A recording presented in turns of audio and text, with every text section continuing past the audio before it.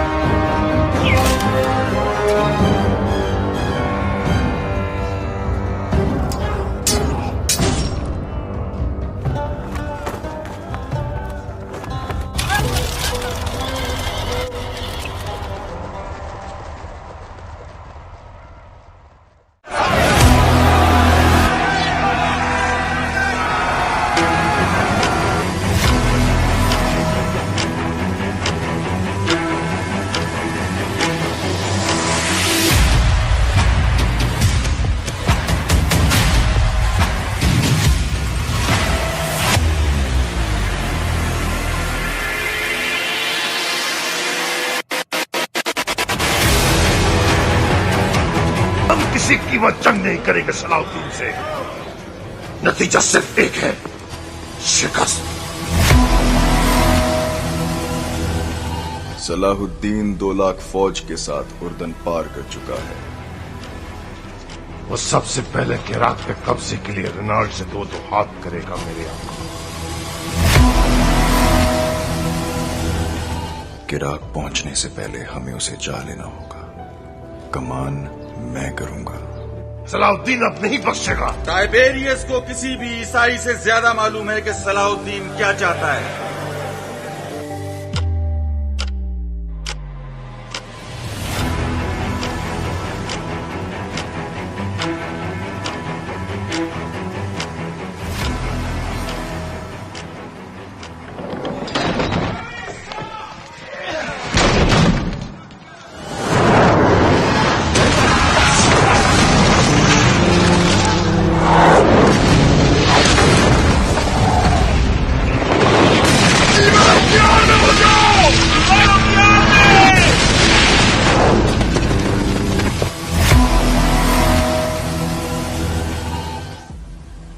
یروشلم ہمارا نہیں رہا. بھول جاؤ کہ کوئی شہر تھا یروشلم. میں قبرص جا رہا ہوں، چلو گے تم بھی؟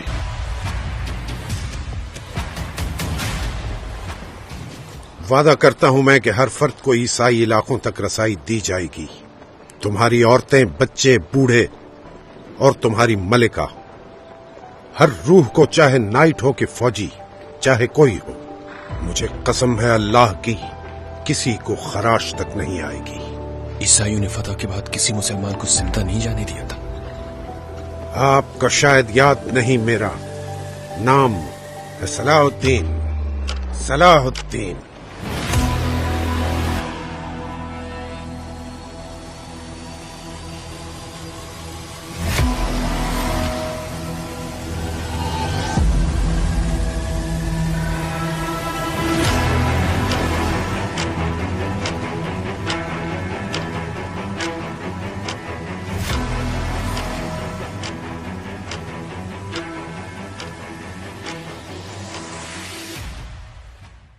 ہمارے لشکر بحر روم کے اس پار اکٹھے ہو رہے ہیں. جو مر گئے سو مر گئے، جو زندہ ہیں وہ جانتے ہیں کہ یہ شکست نہیں، دھوکہ تھا. تم اپنے خیمے میں واپس جاؤ. ان لڑکیوں سے کہو کہ خیمے میں نہ پڑی رہیں، بار بار صلاح الدین ایوبی سے ملیں، اس کے سالاروں سے ملیں، بے تکلفی پیدا کریں، مسلمان ہو جانے کا جھانسا دیں. آگے وہ جانتی ہیں کہ انہیں کیا کرنا ہے. سب سے پہلے تو یہ معلوم کرنا ہے کہ یہ ہوا کیا. موبی نے کہا، کیا سوڈانیوں نے ہمیں دھوکہ دیا ہے؟ میں یقین کے ساتھ کچھ نہیں کہہ سکتا. رابن نے کہا، میں نے حملے سے بہت پہلے مصر میں پھیلائے ہوئے اپنے جاسوسوں سے جو معلومات حاصل کی تھی وہ یہ ہیں کہ صلاح الدین ایوبی کو سوڈانیوں کے 50,000 محافظ لشکر پر بھروسہ نہیں. حالانکہ یہ مسلمانوں کے وائس رائے مصر کی اپنی فوج ہے. ایوبی نے آ کر مصری فوج تیار کر لی ہے. سوڈانی اس میں شامل نہیں ہونا چاہتے. ان کے کمانڈر ناجی نے ہم سے مدد طلب کی تھی. میں نے اس کا خط دیکھا تھا اور میں نے تصدیق کی تھی کہ یہ خط ناجی کا ہی ہے اور اس میں کوئی دھوکہ نہیں، مگر ہمارے ساتھ ہماری تاریخ کا سب سے بڑا دھوکہ ہوا ہے. مجھے یہ معلوم کرنا ہے کہ یہ ہوا کیسے، کس نے کیا. میں یہ چھان بین کیے بغیر واپس نہیں جا سکتا. شاہ اگسٹ نے بڑے فخر سے کہا تھا کہ میں مسلمانوں کے گھروں کے اندر کے بھید معلوم کر کے ان کی بنیادیں ہلا دوں گا. اب تصور کرو موبی، شہنشاہ کے دل پر کیا گزر رہی ہوگی. وہ مجھے سزائے موت سے کم سزا دے گا، صلیب کا قہر مجھ پر الگ نازل ہوگا. میں سب جانتی ہوں. موبی نے کہا، جذباتی باتیں نہ کرو، عمل کی بات کرو. مجھے بتاؤ کہ میں کیا کروں. رابن کے اعصاب پر اپنا فرض اور شکست کا احساس اس حد تک غالب تھا کہ اسے یہ بھی احساس نہیں تھا کہ موبی جیسی دلکش لڑکی جس کے ایک ایک نقش اور جسم کے انگ انگ میں شراب کا طلسم بھرا ہوا تھا اس کے سینے سے لگی ہوئی ہے، اور اس کے ریشم جیسے ملائم اور لمبے بال اس کے آدھے چہرے کو ڈھانپے ہوئے ہیں.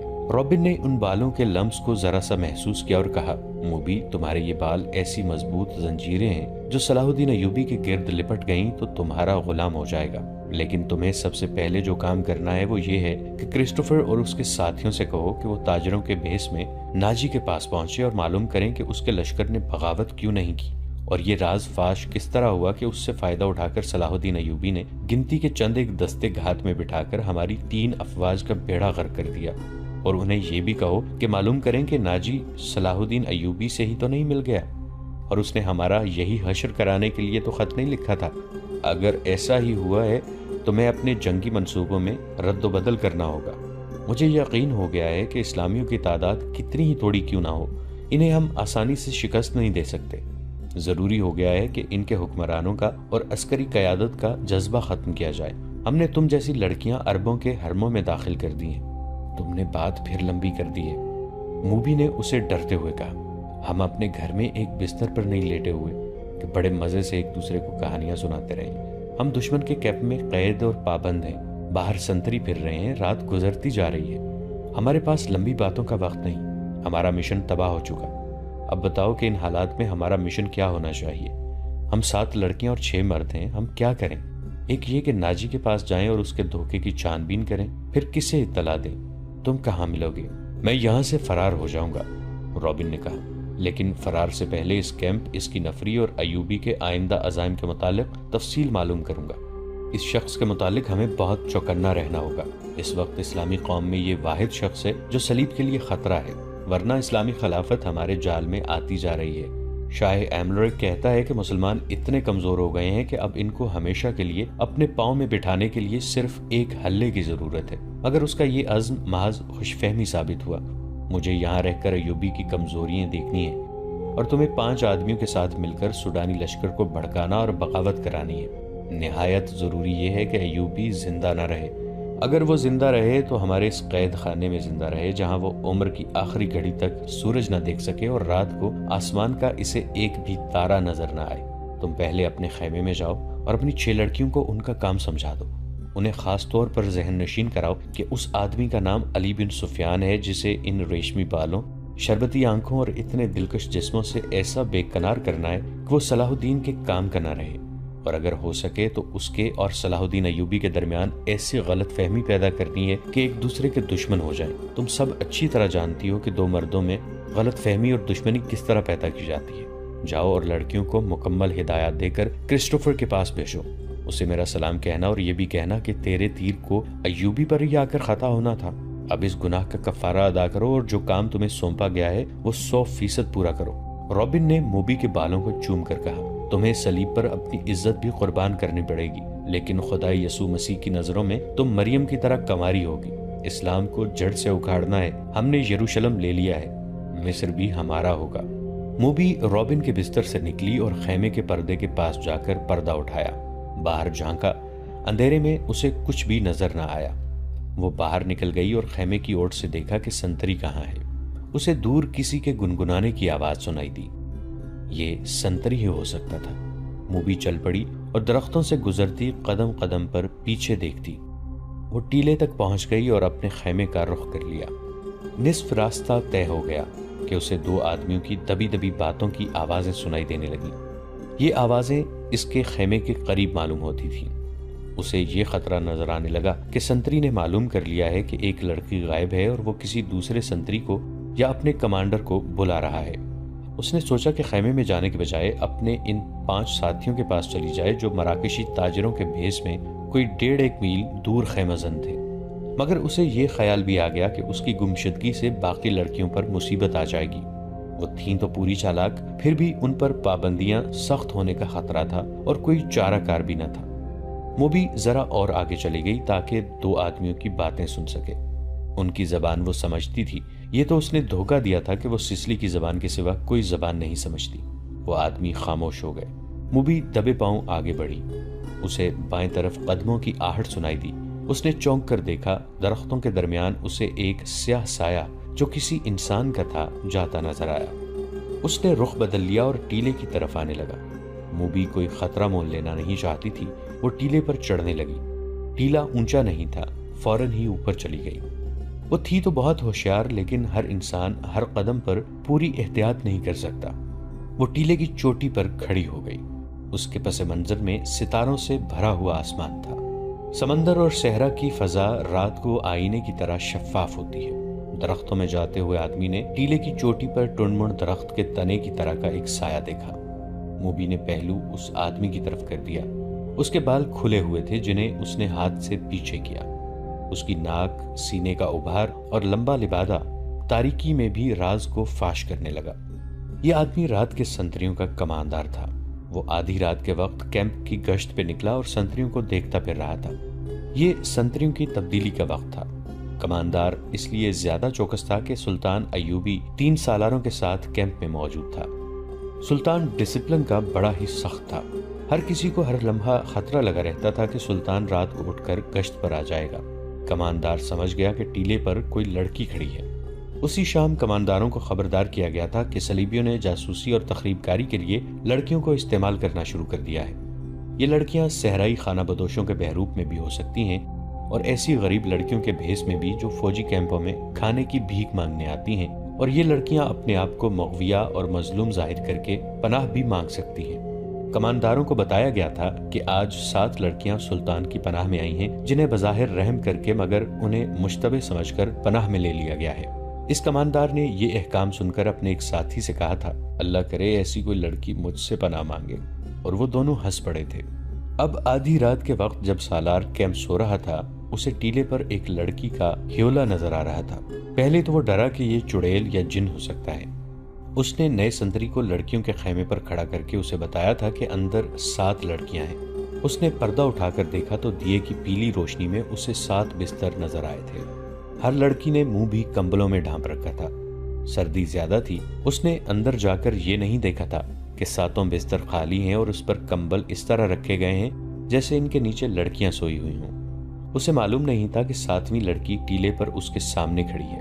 وہ کچھ دیر سوچتا رہا کہ اسے آواز دے یا اس تک خود جائے، یا اگر وہ جن چڑیل ہے تو اس کے غائب ہونے کا انتظار کرے۔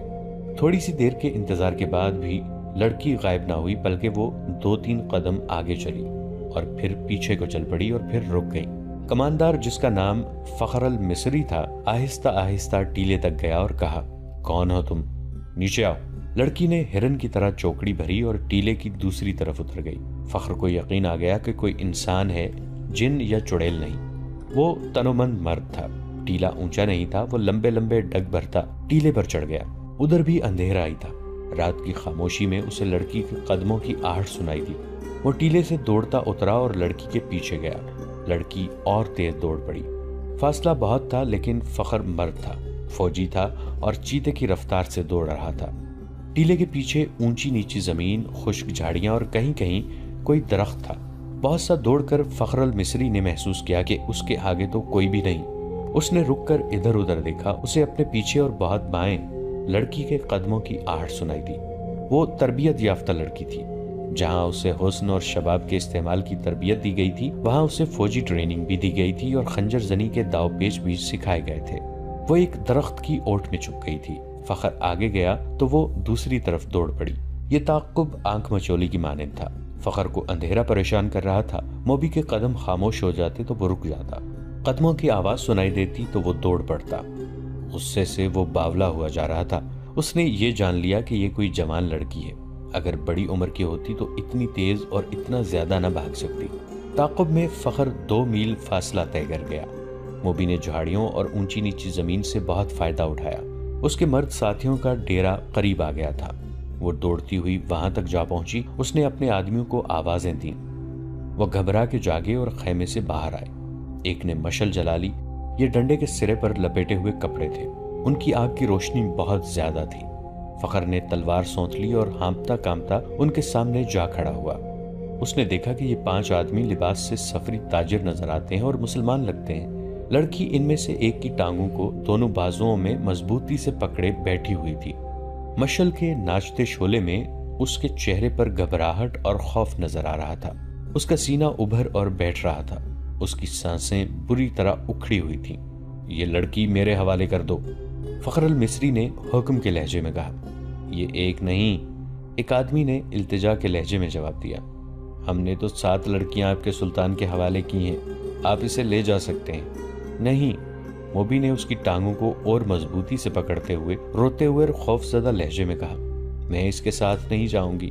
یہ لوگ عیسائیوں سے زیادہ وحشی ہیں۔ ان کا سلطان انسان نہیں، سانڈ ہے، درندہ ہے۔ اس نے میری ہڈیاں بھی توڑ دی ہیں۔ میں اس سے بھاگ کر آئی ہوں۔ کون سلطان؟ فخر نے حیران سا ہو کے پوچھا۔ وہی جسے تم صلاح الدین ایوبی کہتے ہو، موبی نے جواب دیا۔ وہ اب مصر کی عربی بولی بول رہی تھی۔ یہ لڑکی جھوٹ بول رہی ہے، فخر نے کہا اور پوچھا، یہ ہے کون؟ تمہاری کیا لگتی ہے؟ اندر آ جاؤ دوست، باہر سردی ہے۔ ایک آدمی نے فخر سے کہا، تلوار نیام میں ڈال لو، ہم تاجر ہیں، ہم سے آپ کو کیا خطرہ؟ آؤ اس لڑکی کی بپتا سن لو۔ اس نے آہ بھر کے کہا، میں آپ کے سلطان کو مرد مومن سمجھتا تھا، مگر ایک خوبصورت لڑکی دیکھ کر وہ ایمان سے ہاتھ دھو بیٹھا۔ وہ باقی 6 لڑکیوں کا بھی یہی حشر کر رہا ہوگا۔ ان کا یہ حشر دوسرے سالاروں نے کیا ہے، مووی نے کہا۔ شام کو ان بیچاریوں کو اپنے خیمے میں لے گئے تھے اور انہیں بے سدھ کر کے خیمے میں ڈال دیا۔ وہ خیمے میں بے ہوش پڑی ہیں۔ فخر المصری تلوار نیام میں ڈال کر ان کے ساتھ خیمے میں چلا گیا۔ اندر جا کر بیٹھے تو ایک آدمی نے آگ جلا کر قہوے کے لیے پانی رکھا اور اس میں جانے کیا کچھ ڈالتا رہا۔ دوسرے آدمی نے فخر سے پوچھا کہ اس کا رتبہ کیا ہے۔ اس نے بتایا کہ وہ کماندار اور عہدیدار ہے۔ انہوں نے اس کے ساتھ بہت سی باتیں کی جن سے انہوں نے اندازہ کر لیا کہ یہ شخص عام قسم کا سپاہی نہیں اور ذمہ دار فرد ہے، ذہین اور دلیر بھی ہے۔ ان لوگوں میں سے ایک نے، جو کرسٹوفر تھا، فخر کو 7 لڑکیوں کی بالکل وہی کہانی سنائی جو صلاح الدین ایوبی کو سنائی تھی۔ انہوں نے فخر کو یہ بھی بتایا کہ سلطان ایوبی نے ان کے متعلق کیا کہا تھا۔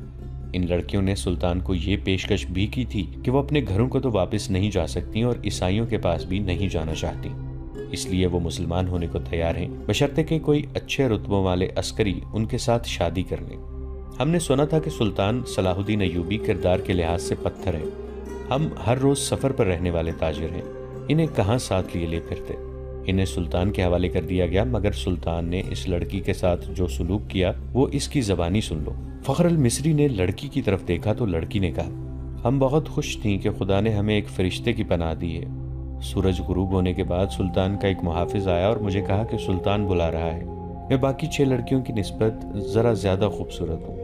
مجھے توقع نہیں تھی کہ تمہارا ایوبی مجھے بری نیت سے بلا رہا ہے۔ میں چلی گئی۔ سلطان ایوبی نے شراب کی سراہی کھولی، ایک پیالہ اپنے آگے رکھا اور ایک مجھے دیا۔ میں عیسائی ہوں، شراب 100 بار پی ہے۔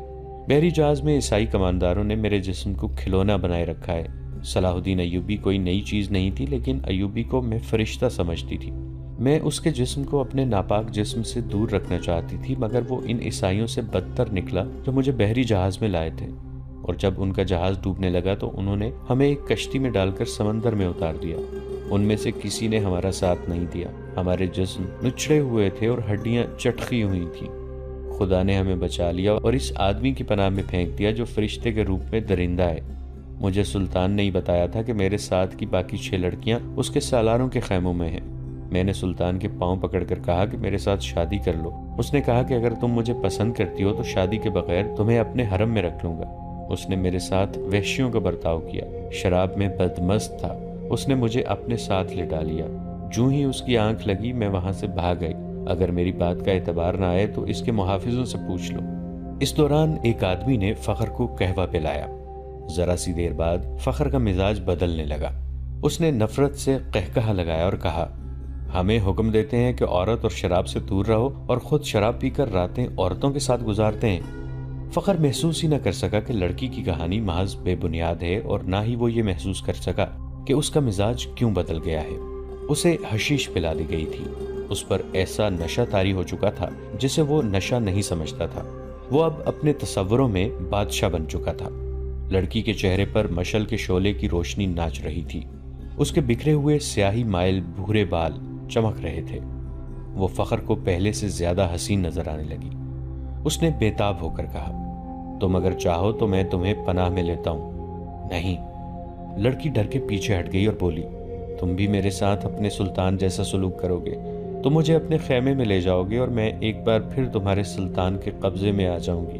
ہم تو اب دوسری 6 لڑکیوں کو بچانے کی سوچ رہے ہیں، ایک تاجر نے کہا۔ ہم ان کی عزت بچانا چاہتے تھے مگر ہم سے بھول ہوئی۔ فخر الدین کی نگاہیں لڑکی پر جمی ہوئی تھیں۔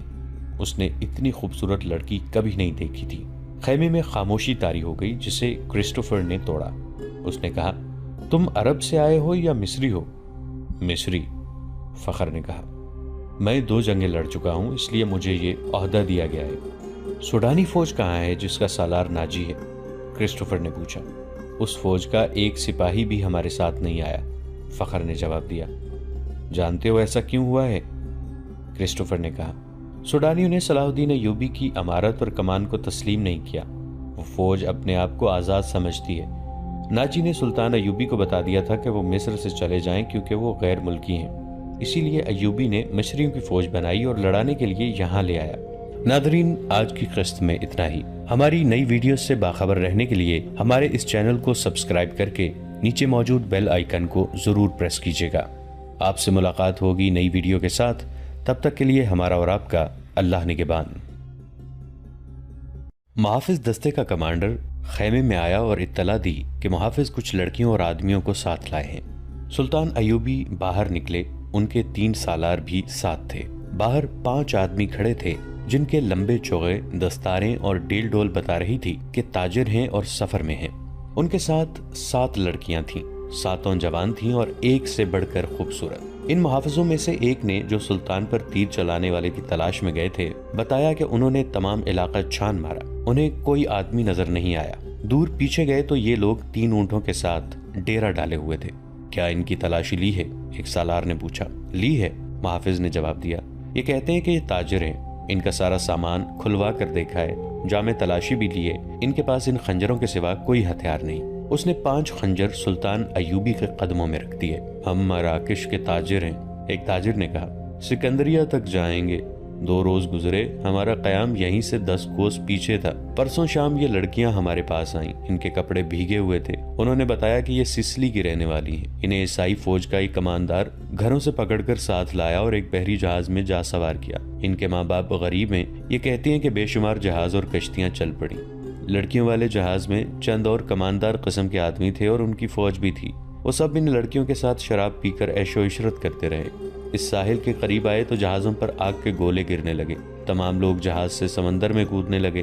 ان لڑکیوں کو انہوں نے ایک کشتی میں بٹھا کر جہاز سے سمندر میں اتار دیا۔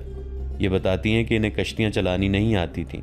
کشتی سمندر میں ڈولتی اور بھٹکتی رہی، پھر ایک روز خود ہی ساحل سے آ لگی۔ ہمارا قیام ساحل کے ساتھ تھا، یہ ہمارے پاس آ گئی۔ بہت ہی بری حالت میں تھی، ہم نے انہیں پناہ میں لے لیا۔ انہیں ہم دھدکار تو نہیں سکتے تھے، ہمیں کچھ سمجھ میں نہیں آ رہی تھی کہ ان کا کیا کریں۔ پیچھے پڑاؤ سے یہاں تک انہیں ساتھ لائے ہیں، یہ سوار آ گئے اور ہمارے سامان کی تلاشی لینے لگے۔ ہم نے ان سے تلاشی کی وجہ پوچھی تو انہوں نے بتایا کہ سلطان صلاح الدین امیر مصر کا حکم ہے۔ ہم نے ان کی منت سماجت کی کہ ہمیں اپنے سلطان کے حضور لے چلو، ہم عرض کریں گے کہ ان لڑکیوں کو اپنی پناہ میں لے لیں، ہم سفر میں ہیں، انہیں کہاں کہاں لیے پھریں گے۔ لڑکیوں سے پوچھا تو وہ سسلی کی زبان بول رہی تھیں، وہ ڈری ڈری سی لگتی تھیں، ان میں سے 2-3 اکٹھی ہی بولنے لگیں۔ صلاح الدین ایوبی نے تاجروں سے پوچھا کہ ان کی زبان کون سمجھتا ہے۔ ایک نے بتایا کہ صرف میں سمجھتا ہوں۔ یہ التجا کر رہی ہیں کہ سلطان انہیں پناہ میں لے لے، کہتی ہیں کہ ہم تاجروں کے قافلے کے ساتھ نہیں جائیں گی، کہیں ایسا نہ ہو کہ راستے میں ڈاکو ہمیں اٹھا کر لے جائیں۔ ادھر جنگ بھی ہو رہی ہے، ہر طرف عیسائیوں اور مسلمانوں کے سپاہی بھاگتے دوڑتے پھر رہے ہیں، ہمیں سپاہیوں سے بہت ڈر آتا ہے۔ ہمیں جب گھروں سے اٹھایا گیا تھا تو ہم سب کواری تھیں، ان فوجیوں نے بحری جہاز میں ہمیں طوائفیں بنا رکھا ہے۔ ایک لڑکی نے کچھ کہا تو اس کی زبان جاننے والے تاجر نے سلطان ایوبی سے کہا، یہ کہتی ہے کہ ہمیں مسلمانوں کے بادشاہ تک پہنچا دو، ہو سکتا ہے اس کے دل میں رحم آ جائے۔ ایک اور لڑکی بول پڑی، اس کی آواز رندھائی ہوئی تھی۔ تاجر نے کہا، یہ کہتی ہے کہ ہمیں عیسائی سپاہیوں کے حوالے نہ کیا جائے، میں مسلمان ہو جاؤں گی بشرطے کہ کوئی اچھی حیثیت والا مسلمان میرے ساتھ شادی کر لے۔ 2-3 لڑکیاں پیچھے کھڑی منہ چھپانے کی کوشش کر رہی تھیں، ان کے چہروں پر گھبراہٹ تھی، بات کرتے شرماتی یا ڈرتی تھی۔ صلاح الدین ایوبی نے تاجر سے کہا، انہیں کہو کہ یہ عیسائیوں کے پاس نہیں جانا چاہتی، ہم انہیں اسلام قبول کرنے پر مجبور نہیں کر سکتے۔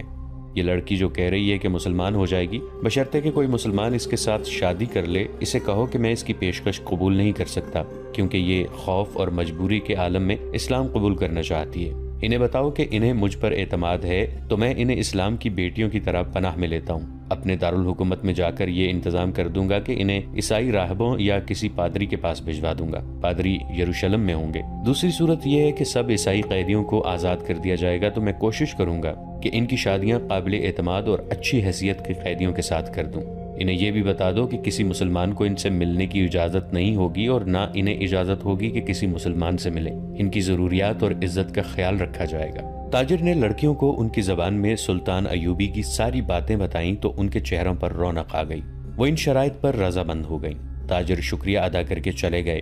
صلاح الدین ایوبی نے لڑکیوں کے لیے الگ خیمے لگانے اور خیمے کے باہر ہر وقت ایک سنتری موجود رہنے کا حکم دیا۔ وہ خیمے کی جگہ بتانے ہی لگے تھے کہ 6 صلیبی قیدی سلطان ایوبی کے سامنے لائے گئے۔ وہ بہت ہی بری حالت میں تھے، ان کے کپڑے بھیگے ہوئے تھے، کپڑوں پر خون بھی تھا اور ریت بھی، ان کے چہرے لاشوں کی مانند تھے۔ ان کے متعلق بتایا گیا کہ 1.5-2 میل دور ساحل پر بے سدھ پڑے تھے، وہ ٹوٹی ہوئی کشتیوں پر تیر رہے تھے۔ ایک دن کشتی پانی بھر جانے سے ڈوب گئی، یہ سب تیر کر ساحل تک پہنچے۔ کشتی میں 22 آدمی سوار ہوئے تھے، صرف یہ 6 زندہ بچے، ان سے چلا نہیں جاتا تھا۔ یہ صلیبی لشکر کے سپاہی تھے، یہ سب دھڑام سے بیٹھ گئے۔ ان میں سے ایک چہرے مہرے سے لگتا تھا کہ معمولی سپاہی نہیں ہے، وہ کراہ رہا تھا، اس کے کپڑوں پر خون کا ایک دھبا بھی نہ تھا، مگر زخمیوں سے زیادہ تکلیف میں معلوم ہوتا تھا۔ اس نے 7 لڑکیوں کو غور سے دیکھا اور پھر کراہنے لگا۔ یہ سلطان ایوبی کا حکم تھا کہ ہر ایک قیدی اسے دکھایا جائے۔ چونکہ قیدی ابھی تک سمندر سے بچ کر نکل ہی رہے تھے، اس لیے ہر ایک قیدی سلطان ایوبی کے سامنے لایا جاتا تھا۔ سلطان نے ان قیدیوں کو بھی دیکھا، کسی سے کوئی بات نہ کی، البتہ اس قیدی کو جو سب سے زیادہ کرا رہا تھا اور جس کے جسم پر کوئی زخم بھی نہ تھا، سلطان نے غور سے دیکھا اور آہستہ سے اپنے سالاروں سے کہا، علی بن سفیان ابھی تک نہیں آیا۔ ان تمام قیدیوں سے جو اب تک ہمارے پاس آ چکے ہیں بہت کچھ پوچھنا ہے، ان سے معلومات لینی ہے۔ انہوں نے اس قیدی کی طرف دیکھ کر کہا، یہ آدمی کماندار معلوم ہوتا ہے، اسے نظر میں رکھنا اور جب علی بن سفیان آئے تو اسے کہنا کہ اس سے تفصیلی پوچھ گچھ کرے۔ معلوم ہوتا ہے اسے اندر کی چوٹیں آئی ہیں، شاید پسلیاں ٹوٹی ہوئی ہیں، انہیں فوراً زخمی قیدیوں کے خیموں میں پہنچا دو، انہیں کھلاؤ پلاؤ اور ان کی مرہم پٹی کرو۔ قیدیوں کو اس طرف لے جایا گیا جہاں صرف زخمی قیدیوں کے خیمے تھے۔ لڑکیاں انہیں جاتا دیکھتی رہیں، پھر ان لڑکیوں کو بھی لے گئے۔ فوج کے خیموں سے تھوڑی دور لڑکیوں کے لیے خیمہ نصب کیا جا رہا تھا، وہاں سے کوئی 100 قدم اور زخمی قیدیوں کے خیمے تھے، وہاں بھی ایک خیمہ گاڑا جا رہا تھا اور 6 نئے زخمی قیدی زمین پر لیٹے ہوئے تھے۔ لڑکیاں ان کی طرف دیکھ رہی تھیں، دونوں خیمے کھڑے ہو گئے۔ لڑکیاں اپنے خیمے میں چلی گئیں اور زخمیوں کو ان کے اپنے خیمے میں لے گئے۔ ایک سنتری لڑکیوں کے خیمے کے باہر کھڑا ہو گیا۔ لڑکیوں کے لیے کھانا آ گیا جو انہوں نے کھا لیا۔ پھر ایک لڑکی خیمے سے نکل کر اس خیمے کی طرف دیکھنے لگی جس میں نئے 6 زخمی قیدیوں کو لے گئے تھے۔ اس کے چہرے پر اب گھبراہٹ اور خوف کا کوئی تاثر نہیں تھا۔ سنتری نے اسے دیکھا اور اس نے سنتری کو دیکھا۔ لڑکی نے مسکرا کر اشارہ کیا کہ وہ زخمیوں کے خیمے کی طرف جانا چاہتی ہے۔ سنتری نے سر ہلا کر اسے روک دیا۔ لڑکیوں کو خیمے سے دور جانے یا کسی سے ملنے کی اجازت نہیں تھی۔ لڑکیوں اور 6 زخمیوں کے خیمے کے درمیان بہت سے درخت تھے۔ بائیں طرف مٹی کا ایک ٹیلا تھا جس پر جھاڑیاں تھیں۔ سورج غروب ہو گیا، پھر رات تاریک ہونے لگی۔ کیمپ کے غل غپاڑے پر نیند غالب آنے لگی اور پھر زخمیوں کے کراہنے کی آوازیں رات کے سکوت میں کچھ زیادہ ہی صاف سنائی دینے لگی۔ دور پرے بحرہ روم کا شور دبی دبی مسلسل گونج کی طرح سنائی دے رہا تھا۔ صلاح الدین ایوبی کے اس جنگی کیمپ میں جاگنے والوں میں چند ایک سنتری تھے، یا وہ زخمی قیدی جنہیں زخم سونے نہیں دیتے تھے، یا صلاح الدین ایوبی کے خیمے کے اندر جہاں دن کا سامان تھا وہاں کسی کو نیند نہیں آئی تھی۔ سلطان ایوبی کے 3 سالار ان کے پاس بیٹھے تھے اور باہر محافظ دستہ بیدار تھا۔ سلطان ایوبی نے ایک بار پھر کہا، علی بن سفیان ابھی تک نہیں آیا۔ ان کے لہجے میں تشویش تھی۔ انہوں نے کہا، اس کا قاصد بھی نہیں آیا، اگر کوئی گڑبڑ ہوتی تو اطلاع آ چکی ہوتی۔ ایک سالار نے کہا، معلوم ہوتا ہے وہاں سب ٹھیک ہے، امید تو یہی رکھنی چاہیے۔ صلاح الدین ایوبی نے کہا، لیکن 50,000 کے لشکر نے بغاوت کر دی تو سنبھالنا مشکل ہو جائے گا۔ وہاں ہماری نفری 1,500 سوار اور 2,700 پیادہ ہے۔ ان کے مقابلے میں سوڈانی بہتر اور تجربہ کار عسکری ہیں اور تعداد میں بہت زیادہ۔ ناجی اور اس کے سازشی ٹولے کے خاتمے کے بعد بغاوت ممکن نظر نہیں آتی۔ ایک اور سالار نے کہا، قیادت کے بغیر سپاہی بغاوت نہیں کریں گے، پیش بندی ضروری ہے۔ صلاح الدین ایوبی نے کہا، لیکن علی آ جائے تو یہ پتہ چلے کہ پیش بندی کس قسم کی جائے۔ صلیبیوں کو روکنے کے لیے تو سلطان ایوبی خود آئے تھے، لیکن دارالحکومت میں سوڈانی فوج کی بغاوت کا خطرہ تھا۔ علی بن سفیان کو سلطان ایوبی نے وہیں چھوڑ دیا تھا تاکہ وہ سوڈانی لشکر پر نظر رکھے اور بغاوت کو اپنے خصوصی فن سے دبانے کی کوشش کرے۔ اسے ابھی تک صلاح الدین ایوبی کے پاس آ کر وہاں کے احوال اور کوائف بتانے تھے، مگر وہ نہیں آیا تھا، جس سے سلطان ایوبی بے چین ہو رہے تھے۔ جب وہ اپنے سالاروں کے ساتھ قاہرہ کی صورتحال سے متعلق باتیں کر رہے تھے، ان کا تمام کیمپ گہری نیند سو چکا تھا، مگر وہ 7 لڑکیاں جاگ رہی تھیں جنہیں سلطان ایوبی نے پناہ میں لے لیا تھا۔ ایک بار سنتری نے خیمے کا پردہ اٹھا کر دیکھا، اندر دیا جل رہا تھا۔ پردہ ہٹتے ہی لڑکیاں خراٹے لینے لگی۔ سنتری نے دیکھا کہ وہ پوری ساتھ ہیں اور سو رہی ہیں تو اس نے پردہ گرا دیا اور خیمے کے ساتھ لگ کر بیٹھ گیا۔ خیمے کے پردے کے ساتھ جو لڑکی تھی اس نے نیچے سے پردہ ذرا اوپر اٹھایا۔ پردہ آہستہ سے چھوڑ کر اس نے ساتھ والی کے کان میں کہا، بیٹھ گیا ہے۔ ساتھ والی نے اگلی لڑکی کے کان میں کہا، بیٹھ گیا ہے، اور اسی طرح کانوں یہ اطلاع 7 لڑکیوں تک پہنچ گئی کہ سنتری بیٹھ گیا ہے۔ ایک لڑکی جو خیمے کے دوسرے دروازے کے ساتھ تھی آہستہ سے اٹھ بیٹھی اور بستر سے نکل گئی۔ بستر زمین پر بچھے تھے۔ اس نے اوپر لینے والے کمبل اس طرح بستر پر ڈال دیے جیسے نیچے لڑکی لیٹی ہوئی ہے۔ وہ پاؤں پر سرکتی خیمے کے دروازے تک گئی، پردہ ہٹایا اور باہر نکل گئی۔ باقی 6 لڑکیوں نے آہستہ آہستہ خراٹے لینے شروع کر دیے۔ سنتری کو معلوم تھا کہ یہ سمندر سے بچ کر نکلی ہوئی پناہ گزین لڑکیاں ہیں، کوئی خطرناک قیدی تو نہیں۔ وہ بیٹھ کر اونگتا رہا۔ لڑکی دبے پاؤں ایسے رخ پر ٹیلے کی طرف چلی گئی جس رخ سے اس کے اور سنتری کے درمیان خیمہ حائل رہا۔ ٹیلے کے پاس پہنچ کر اس نے خیمے کا رخ کر لیا جس میں 6 نئے قیدی رکھے گئے تھے۔ رات تاریک تھی، وہاں کچھ درخت تھے۔ سنتری اب ادھر دیکھتا بھی تو اسے لڑکی نظر نہ آتی۔ لڑکی بیٹھ گئی اور پاؤں پر سرک سرک کر آگے بڑھنے لگی۔ آگے ریت کی ڈھیریاں سی تھیں، وہ ان کی اوٹ میں سرکتی ہوئی خیمے کے قریب پہنچی، مگر وہاں ایک سنتری ٹہل رہا تھا۔ لڑکی ایک ڈھیری کے پاس لیٹ گئی۔ سنتری اسے سیاہ سائے کی طرح نظر آ رہا تھا۔ اب وہ 2 سنتریوں کے درمیان تھی، ایک اس کے اپنے خیمے کا اور دوسرا زخمیوں کے خیمے کا۔ ڈر یہ تھا کہ زخمیوں کا سنتری اس طرف آ گیا تو وہ پکڑی جائے گی۔ بہت دیر انتظار کے بعد سنتری دوسرے زخمیوں کی طرف چلا گیا۔ لڑکی ہاتھوں اور گھٹنوں کے بل چلتی خیمے تک پہنچ گئی اور پردہ اٹھا کر اندر چلی گئی۔ اندر اندھیرا تھا۔ 2-3 زخمی آہستہ آہستہ کراہ رہے تھے۔ شاید ان میں سے کسی نے خیمے کا پردہ اٹھتا دیکھ لیا تھا۔ اس نے نحیف آواز میں پوچھا، کون ہے؟ لڑکی نے منہ سے شش کی لمبی آواز نکالی اور سرگوشی میں پوچھا، رابن کہاں ہے؟ اسے جواب ملا، ادھر سے تیسرا۔ لڑکی نے تیسرے آدمی کے پاؤں ہلائے تو آواز آئی، کون ہے؟ لڑکی نے جواب دیا، موبی۔ رابن اٹھ بیٹھا، ہاتھ لمبا کر کے لڑکی کو بازو سے پکڑا اور اسے اپنے بستر میں گھسیٹ لیا، اسے اپنے پاس بٹھایا اور کمبل ڈال دیا۔ سنتری نہ آئے، میرے ساتھ لگی رہو۔ اس نے لڑکی کو اپنے ساتھ لگا لیا اور کہا، میں اس اتفاق پر حیران ہو رہا ہوں کہ ہماری ملاقات ہو گئی ہے۔ یہ ایک معجزہ ہے جس سے ظاہر ہوتا ہے کہ خدا یسوع مسیح کو ہماری کامیابی منظور ہے۔ ہم نے بہت بری شکست کھائی ہے، لیکن یہ سب دھوکہ تھا۔ یہ وہی زخمی قیدی تھا جو دوسرے سے الگ تھلگ اور چہرے مہرے اور جسم جثے سے معمولی سپاہی نہیں بلکہ اعلیٰ رتبے کا لگتا تھا۔ صلاح الدین ایوبی نے بھی کہا تھا کہ یہ کوئی معمولی سپاہی نہیں، اس پر نظر رکھنا۔ علی بن سفیان اس سے تفتیش اور تحقیقات کرے گا۔ تم کتنے کچھ زخمی ہو؟ لڑکی نے اس سے پوچھا۔ کوئی ہڈی تو نہیں ٹوٹی؟ میں بالکل ٹھیک ہوں، رابن نے جواب دیا۔ خراش تک نہیں آئی۔ انہیں بتایا کہ اندر کی چوٹیں اور سینے کے اندر شدید درد ہے، لیکن میں بالکل تندرست ہوں۔ پھر یہاں کیوں آ گئے ہو؟ لڑکی نے پوچھا۔ میں نے بہت کوشش کی کہ مصر میں داخل ہو جاؤں اور سوڈانی لشکر تک پہنچ سکوں، لیکن ہر طرف اسلامی فوج پھیلی ہوئی ہے، کوئی راستہ نہیں ملا۔ ان 5 زخمیوں کو اکٹھا کیا، ان کے ساتھ زخمی بن کر یہاں آ گیا۔ اب فرار کی کوشش کروں گا جو ابھی ممکن نظر نہیں آتی۔ اس نے ذرا غصے سے کہا، مجھے 2 سوالوں کا جواب دو۔ ایوبی کو میں نے زندہ دیکھا ہے، کیوں؟ کیا تیر ختم ہو گئے تھے یا وہ حرام خور بزدل ہو گئے ہیں؟ اور دوسرا سوال یہ کہ تم 7 کی 7 لڑکیاں مسلمانوں کی قید میں کیوں آ گئیں؟ کیا وہ 5 مر گئے ہیں یا بھاگ گئے ہیں؟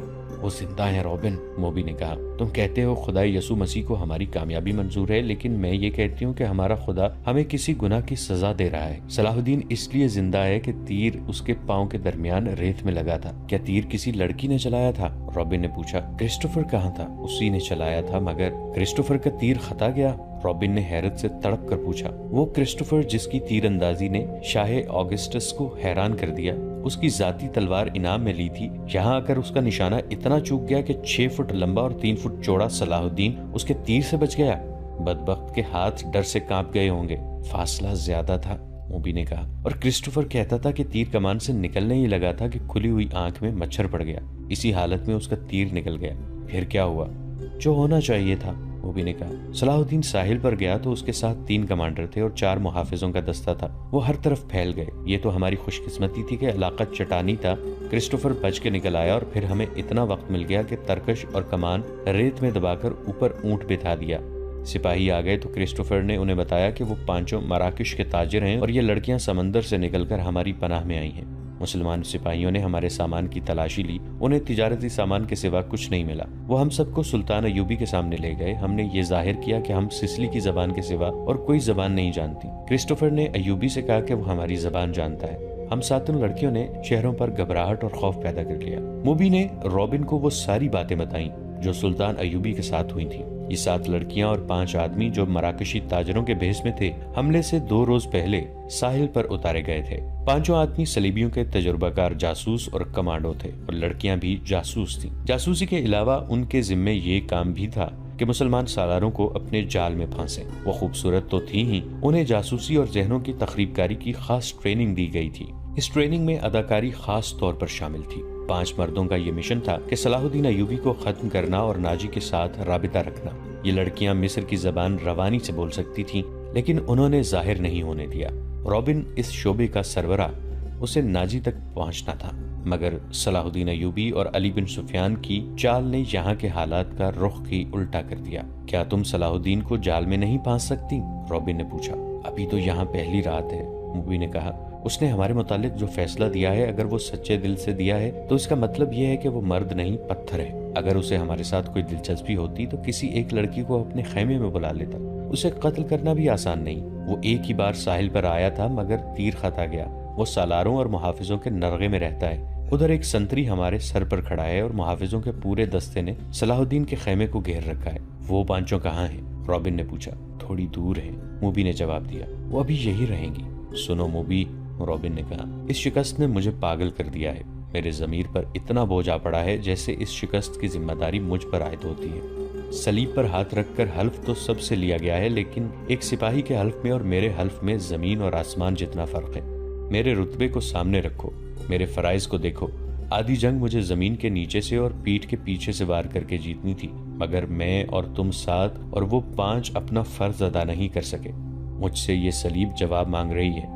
اس نے گلے میں ڈالی ہوئی سلیب ہاتھ میں لے کر کہا، میں اسے اپنے سینے سے جدا نہیں کر سکتا۔ اس نے موبی کے سینے پر ہاتھ پھیر کر اس کی سلیب ہاتھ میں لے لی اور کہا، تم اپنے ماں باپ کو دھوکہ دے سکتی ہو، اس سلیب سے آنکھیں نہیں چرا سکتی۔ اس نے جو فرض تمہیں سونپا ہے وہ پورا کرو۔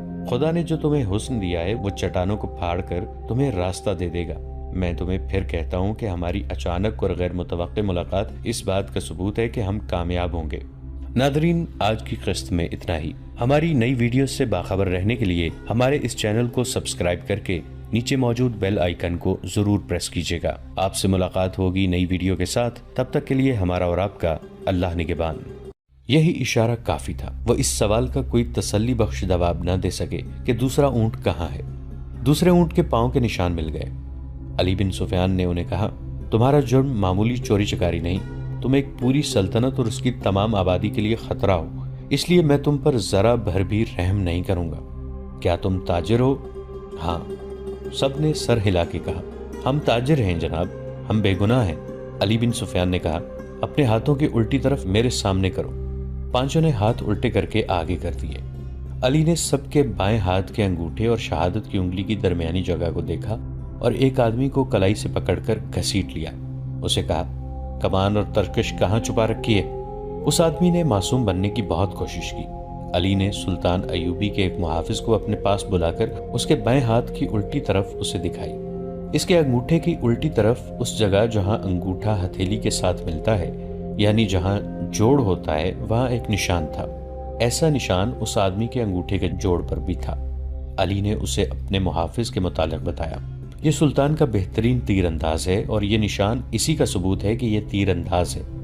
اس کے انگوٹھے کی الٹی طرف ایک مدھم سا نشان تھا جسے وہاں بار بار کوئی چیز رگڑی جاتی ہے۔ یہ تیروں کی رگڑ کے نشان تھے۔ تیر دائیں ہاتھ سے پکڑا جاتا ہے، کمان بائیں ہاتھ سے پکڑی جاتی ہے۔ تیر کا اگلا حصہ بائیں ہاتھ کے انگوٹھے پر ہوتا ہے اور جب تیر کمان سے نکلتا ہے تو انگوٹھے پر رگڑ کھا جاتا ہے۔ ایسا نشان ہر ایک تیر انداز کے ہاتھ پر ہوتا ہے۔ علی بن سفیان نے اسے کہا، ان پانچ میں تم اکیلے تیر انداز ہو، کمان اور ترکش کہاں ہے؟ پانچوں چپ رہے۔ علی نے ان پانچ میں سے ایک کو پکڑ کر محافظوں سے کہا، اس کو اس درخت کے ساتھ باندھ دو۔ اسے کھجور کے درخت کے ساتھ کھڑا کر کے باندھ دیا گیا۔ علی نے اپنے تیر انداز کے کان میں کچھ کہا۔ تیر انداز نے کندھے سے کمان اتار کر اس میں تیر رکھا اور درخت سے بندھے ہوئے آدمی کا نشانہ لے کر تیر چھوڑا۔ تیر اس آدمی کی دائیں آنکھ میں اتر گیا، وہ تڑپنے لگا۔ علی نے باقی چار سے کہا، تم میں کتنے ہیں جو سلیب کی خاطر اس طرح تڑپ تڑپ کر جان دینے کو تیار ہیں؟ اس کی طرف دیکھو۔ انہوں نے دیکھا، وہ آدمی چیخ رہا تھا، تڑپ رہا تھا اور اس کی آنکھ سے خون بری طرح بہہ رہا تھا۔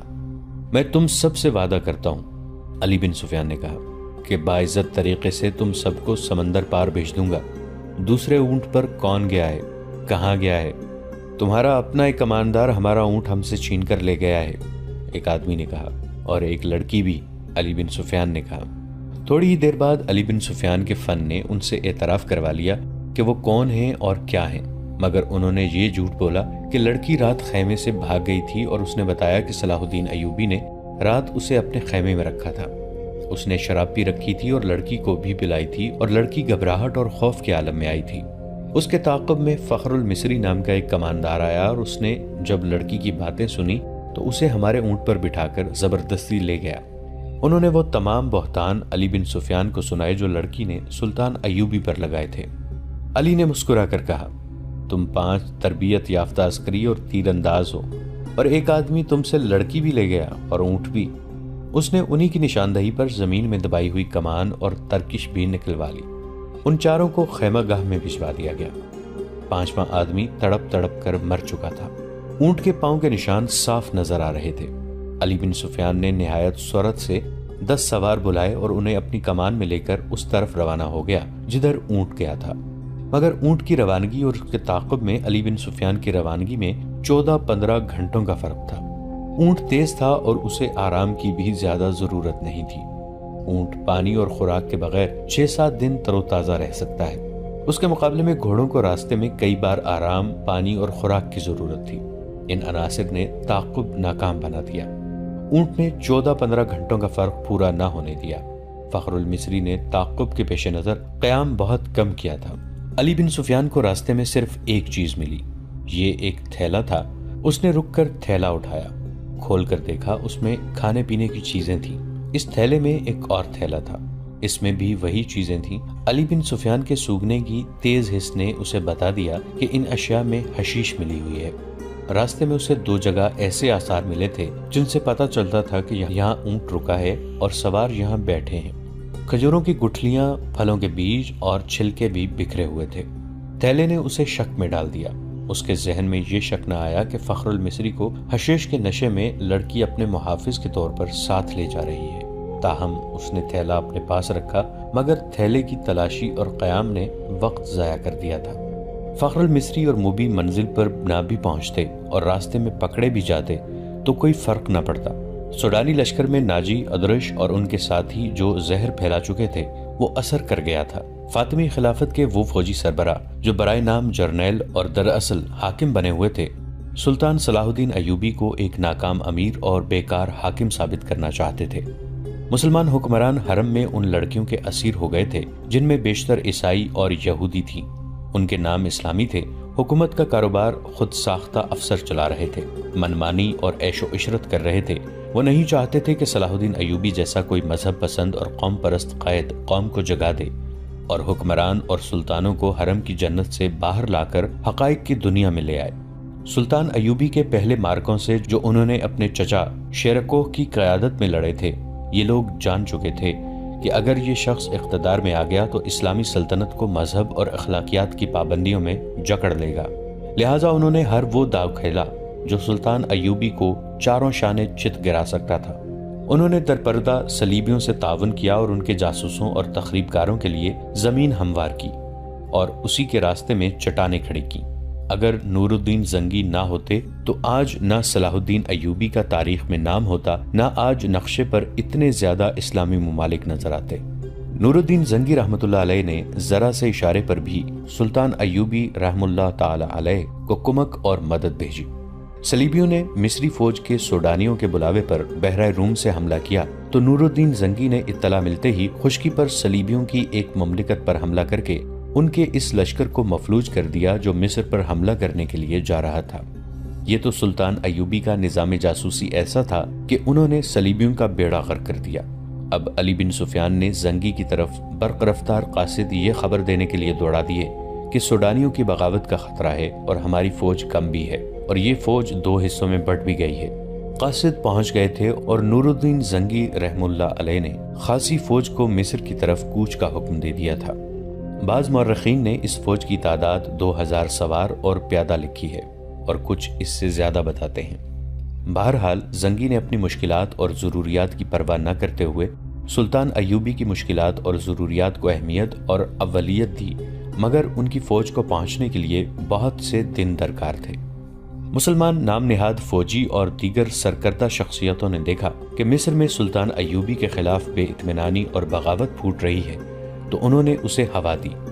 درپردہ سوڈانیوں کو اکسایا اور اپنے مخبروں کے ذریعے یہ بھی معلوم کر لیا کہ سوڈانیوں کے سالاروں کو مروا کر خفیہ طریقے سے دفن کر دیا گیا ہے۔ سوڈانیوں کے لشکر کے کم رتبے والے کماندار سالار بن گئے اور صلاح الدین ایوبی کی اس قلیل فوج پر حملہ کرنے کے منصوبے بنانے لگے جو مصر میں مقیم تھی۔ وہ سلطان ایوبی کی آدھی فوج اور سلطان کی دارالحکومت سے غیر حاضری سے فائدہ اٹھانا چاہتے تھے۔ منصوبہ ایسا تھا جس کے تحت 50,000 سوڈانی فوج سیاہ گھٹا کی طرح مصر کے آسمان سے اسلام کے چاند کو روپوش کرنے والی تھی۔ علی بن سفیان قاہرہ پہنچ گیا۔ وہ جن کے تعاقب میں گیا تھا ان کا اس سے آگے کوئی سراغ نہیں مل رہا تھا۔ اس نے اپنے ان جاسوسوں کو بلایا جو اس نے سوڈانی ہیڈ کوارٹر اور فوج میں چھوڑ رکھے تھے۔ ان میں سے ایک نے بتایا کہ گزشتہ رات ایک اونٹ آیا تھا۔ اندھیرے میں جو کچھ نظر آ سکا وہ 2 سوار تھے، ایک عورت اور ایک مرد۔ جاسوس نے یہ بھی بتایا کہ وہ کون سی عمارت میں داخل ہوئے تھے۔ علی بن سفیان کو یہ اختیار حاصل تھا کہ وہاں چھاپا مارتا۔ سوڈانی فوج سلطنت اسلامیہ کی فوج تھی، کوئی آزاد فوج نہیں تھی، مگر علی نے اس خطرے کے پیش نظر چھاپا نہ مارا کہ یہ جلدی پر تیل کا کام کرے گا۔ اس کا مقصد صرف یہ نہیں تھا کہ موبی اور فخر المصری کو گرفتار کرنا ہے، بلکہ اصل مقصد یہ تھا کہ سوڈانی قیادت کے عزائم اور آئندہ منصوبے معلوم کیے جائیں تاکہ پیش بندی کی جا سکے۔ اس نے اپنے جاسوسوں کو نئی ہدایات جاری کی۔ جاسوسوں میں غیر مسلم لڑکیاں بھی تھیں جو عیسائی یا یہودی نہیں تھیں۔ یہ قہبہ خانوں کی بڑی ذہین اور تیز ترار لڑکیاں تھیں مگر علی بن سفیان نے ان پر کبھی 100% بھروسہ نہیں کیا تھا، کیونکہ وہ دوغلا کھیل بھی سکتی تھی۔ ان لڑکیوں سے بھی اس لڑکی یعنی موبی کا سراغ نہ مل سکا جس کے تعاقب میں علی آیا تھا۔ 4 روز علی بن سفیان دارالحکومت سے باہر مارا مارا پھرتا رہا۔ اس کا دائرہ کار سوڈانی فوجی قیادت کے ارد گرد کا علاقہ تھا۔ 5ویں رات وہ باہر کھلے آسمان تلے بیٹھا اپنے 2 جاسوسوں سے رپورٹ لے رہا تھا۔ اس کے تمام آدمیوں کو معلوم ہو چکا تھا کہ کس وقت وہ کہاں ہوتا ہے۔ اس کے گرد کا ایک آدمی کو ساتھ لیے اس کے پاس آیا اور کہا، یہ اپنا نام فخر المصری بتاتا ہے، جھاڑیوں میں ڈگمگاتا، گرتا اور اٹھتا تھا۔ میں نے اس سے بات کی تو کہنے لگا کہ مجھے میری فوج تک پہنچا دو، اس سے اچھی طرح بولا بھی نہیں جاتا۔ اس دوران فخر المصری بیٹھ گیا تھا۔ تم وہی کماندار ہو نا جو محاذ سے ایک لڑکی کے ساتھ بھاگے ہو؟ علی بن سفیان نے اس سے پوچھا۔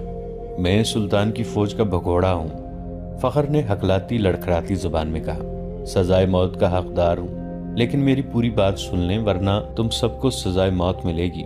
علی بن سفیان اس کے لب و لہجے سے سمجھ گیا کہ یہ شخص نشے میں ہے یا نشے کی طلب نے اس کا یہ حال کر رکھا ہے۔ وہ اسے اپنے دفتر میں لے گئے اور اسے وہ تھیلا دکھایا جو اسے راستے میں پڑا ملا تھا۔ پوچھا، یہ تھیلا تمہارا ہے اور تم اس سے یہ چیزیں کھاتے رہے ہو؟ ہاں، فخر المصری نے جواب دیا، وہ مجھے اسی سے کھلاتی تھی۔ اس کے سامنے وہ تھیلا بھی پڑا تھا جو تھیلے کے اندر سے نکلا تھا۔ علی نے اس میں سے چیزیں نکال کر سامنے رکھ لی تھیں۔ فخر نے یہ چیزیں دیکھیں تو جھپٹ کر مٹھائی کی قسم کا ایک ٹکڑا اٹھا لیا۔ علی نے جھپٹ کر اس کے ہاتھ پر اپنا ہاتھ رکھ دیا۔ فخر نے بےتابی سے کہا، خدا کے لیے مجھے یہ کھانے دو، میری جان اور روح اسی میں ہے۔ مگر علی نے اس سے وہ ٹکڑا چھین لیا اور اسے کہا، مجھے ساری واردات سناؤ، پھر یہ ساری چیزیں اٹھا لینا۔ فخر المصری نڈھال اور بے جان ہوا جا رہا تھا۔ علی بن سفیان نے اسے ایک سفوف کھلا دیا جو حشیش کا توڑ تھا۔ فخر نے اسے تمام تر واقعہ سنا دیا کہ وہ کیمپ سے لڑکی کے تعاقب میں کس طرح گیا تھا۔ تاجروں نے اسے قہوہ پلایا تھا جس کے اثر سے وہ کسی اور ہی دنیا میں جا پہنچا تھا۔ تاجروں یعنی صلیبی جاسوسوں نے اس سے جو باتیں کی تھیں وہ بھی اس نے بتائیں، اور پھر لڑکی کے ساتھ اس نے اونٹ پر جو سفر کیا تھا وہ اس طرح سنایا کہ وہ مسلسل چلتے رہے۔ اونٹ نے بڑی اچھی طرح ساتھ دیا۔ رات کو وہ تھوڑی دیر قیام کرتے تھے۔ لڑکی اسے کھانے کو دوسرے تھیلے میں سے چیزیں دیتی تھی۔ وہ اپنے آپ کو بادشاہ سمجھتا تھا۔ لڑکی نے اسے اپنی محبت کا یقین دلایا اور شادی کا وعدہ کیا تھا، اور یہ شرط رکھی تھی کہ وہ اسے سوڈانی کمانداروں کے پاس پہنچا دے۔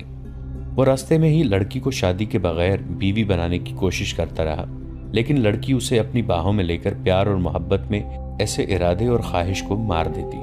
فخری نے محسوس تک نہ کیا کہ لڑکی اسے حشیش اور اپنے حسن و شباب کے قبضے میں لیے ہوئے ہے۔ تیسرے پڑاؤ میں جب انہوں نے کھانے پینے کے لیے اونٹ روکا تو تھیلا غائب پایا جو اونٹ کے دوڑنے سے کہیں گر پڑا تھا۔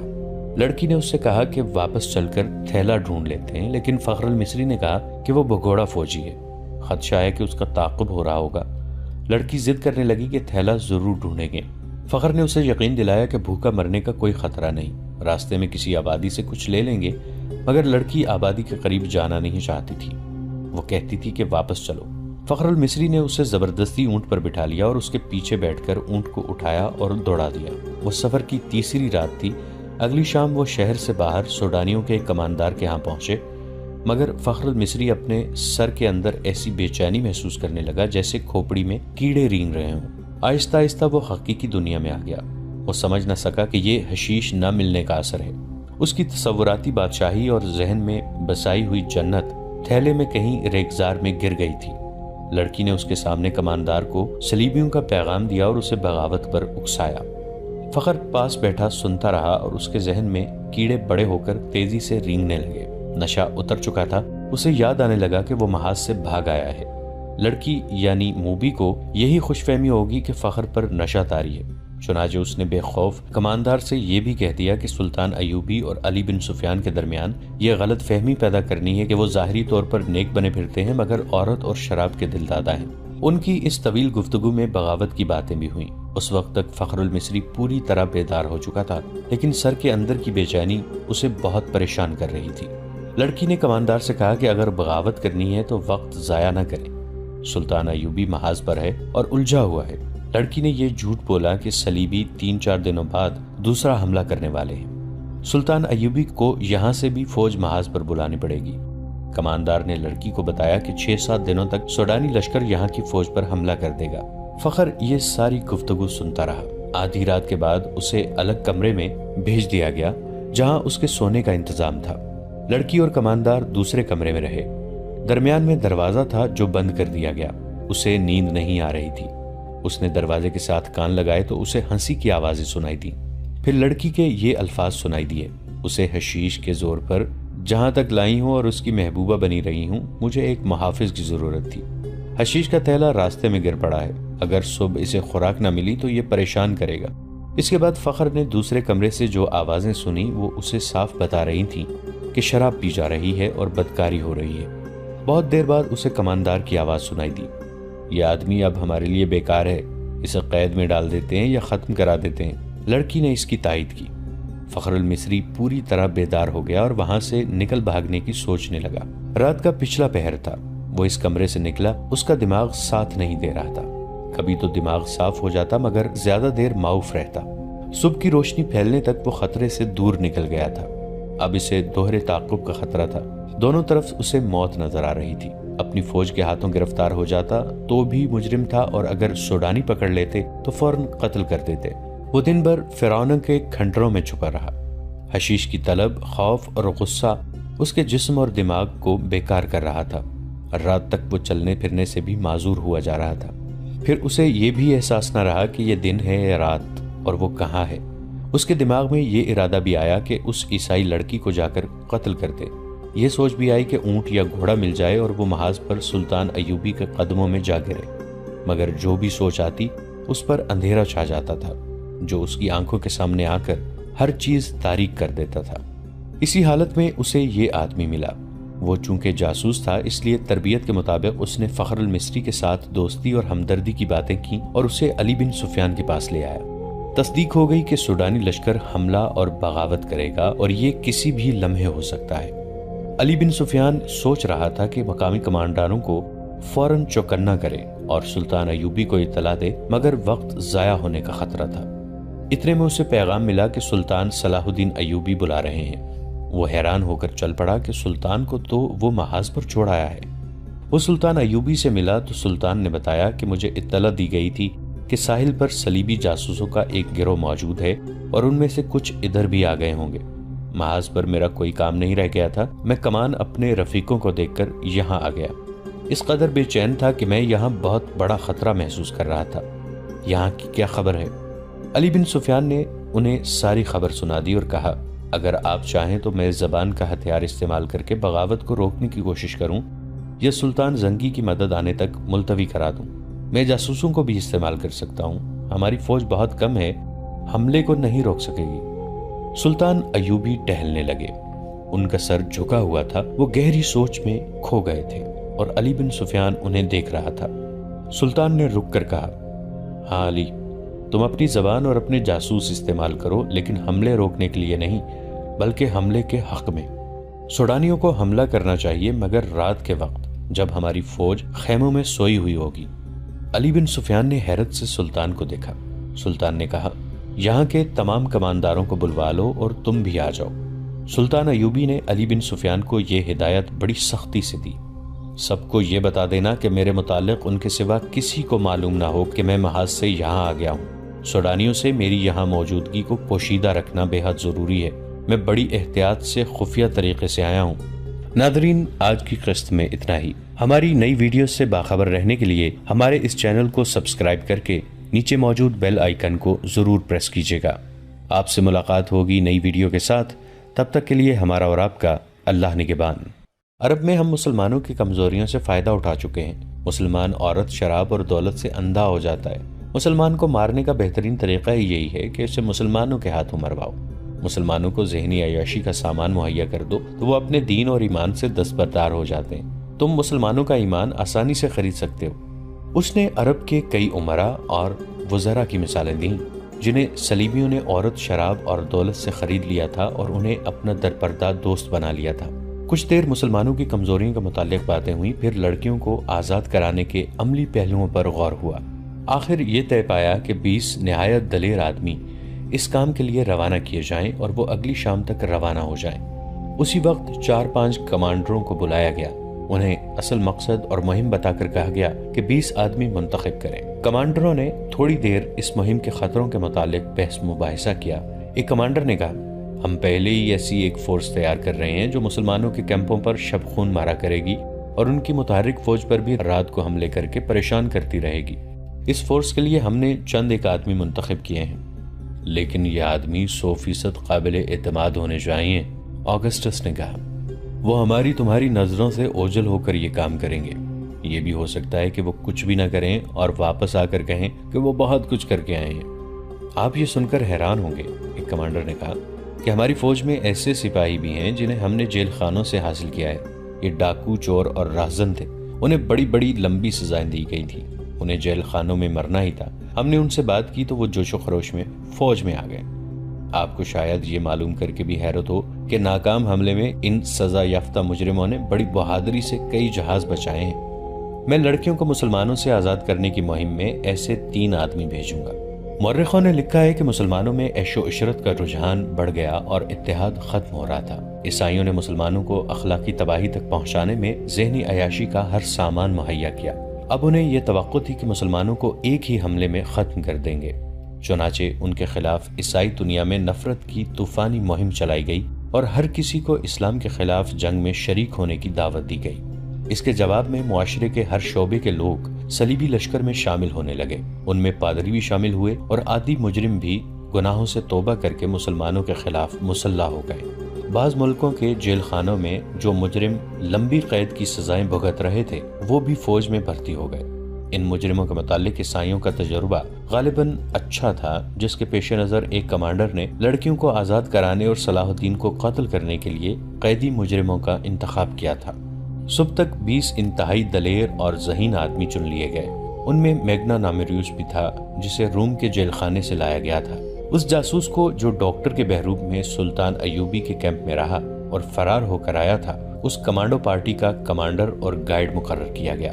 اس پارٹی کو یہ مشن دیا گیا کہ لڑکیوں کو مسلمانوں کی قید سے نکالنا ہے۔ اگر رابن اور اس کے 4 ساتھیوں کو بھی آزاد کرایا جا سکے تو کرا لینا، ورنہ ان کے لیے کوئی خطرہ مول لینے کی ضرورت نہیں۔ دوسرا مشن یہ تھا کہ صلاح الدین کو قتل کیا جائے۔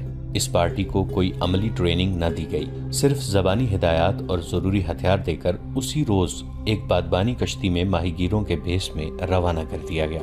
جس وقت یہ کشتی اٹلی کے ساحل سے روانہ ہوئی، صلاح الدین ایوبی سوڈانیوں کی بغاوت کو مکمل طور پر دبا چکے تھے۔